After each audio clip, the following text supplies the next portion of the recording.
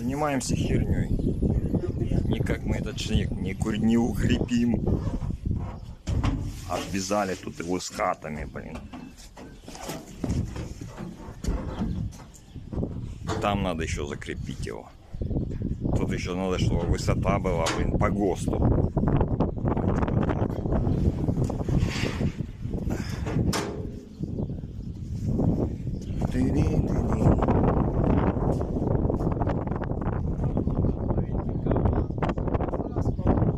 А был бы новенький шнек. Поменялось все.